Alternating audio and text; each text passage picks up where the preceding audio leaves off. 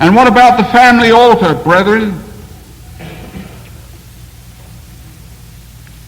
As you know, the home is under attack as never before. Sexual morality is loose. Men find no meaning for the old taboos. There are no sanctions for chastity in our world anymore, gentlemen. None. And let me say this, except the image of the Lord Jesus Christ be etched in the souls of our young people, more and more and more and more of them will stumble and fall. And how can this be done except it is through the ministry in the home? How can this be done except you men take the gospel of Jesus Christ into the homes of the saints? And how can you teach that which you do not yourselves? The only thing you have to give to your people is yourself, nothing else. Yourself and as much of the Lord Jesus as is tied up in you. That's what you have to offer in your ministry. How about your family altar? Are you concerned about the neighbors next door?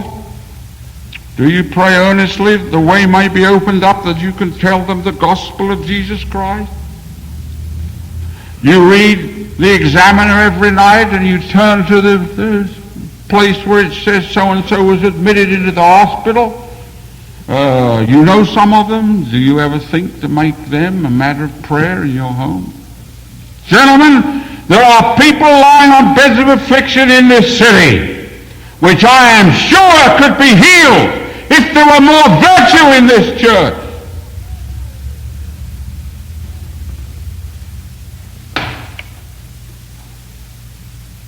And where will that virtue come from? Except it is through the discipline that we ourselves voluntarily undertake in the cause of Christ.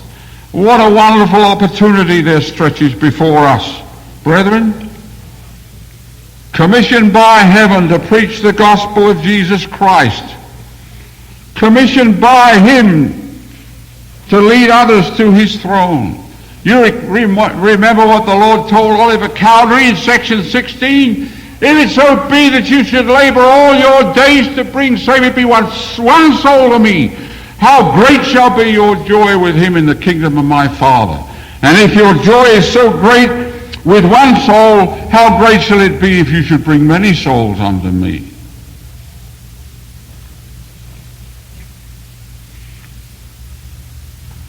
In 1833 in July actually, the early saints were driven out of Independence.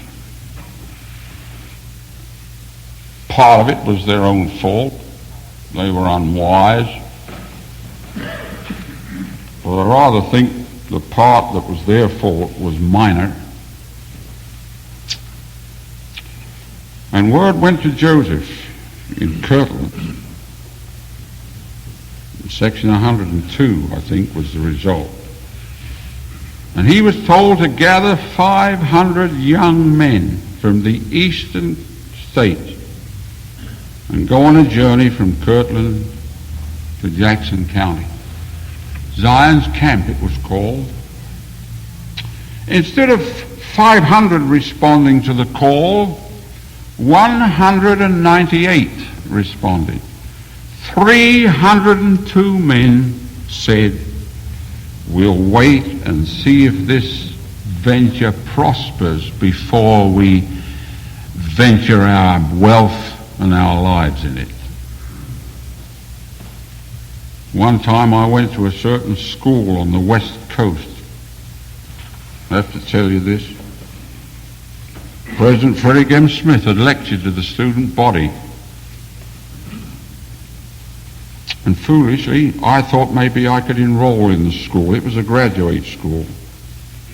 Thought I could enroll in the school, perhaps. So I went and saw one of the professors, introduced myself, told him I was a minister in the city,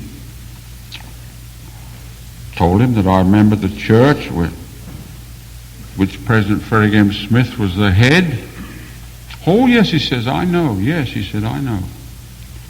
This fellow had so many brains he couldn't hold his head up straight. They kind of walked on one side, you know. He was a brainy fellow. He had just come back from a couple of Old Testament digs. Well, he said, I listened to President Smith with a great deal of interest, he said. He says, I'll tell you what. He says, when you get that Zion of yours working, he says, come and see me, and I'll give it further consideration. And I looked him straight in the eye. I said, Mister, there's no hope for a dying world in your attitude. The same thing is true with these men who fail to respond to the Zion's Camp invitation.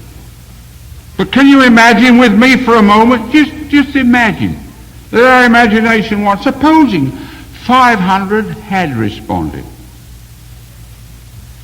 And supposing in the discipline of the journey from Kirtland to Independence, they had many marvelous experiences. They came on a mission of peace. And supposing they had entered Jackson County peacefully, you know what might have happened? They would have redressed the balance of political power here. And had they kept the law, as the Lord said, Zion shall prosper if she doeth the things that I have commanded her from this very hour forth until she becomes independent of every creature beneath the celestial world. Let us suppose, shall we? And together with the proclamation of the gospel, is it too much to imagine that perhaps by the turn of the century, the whole state of Missouri might have been predominantly Latter-day Saint? Then you know what would have happened, don't you? I'll tell you what would have happened. There would have been representatives of this state in every other capital in the United States. There would have been representatives of this state in every nation in Europe and Asia.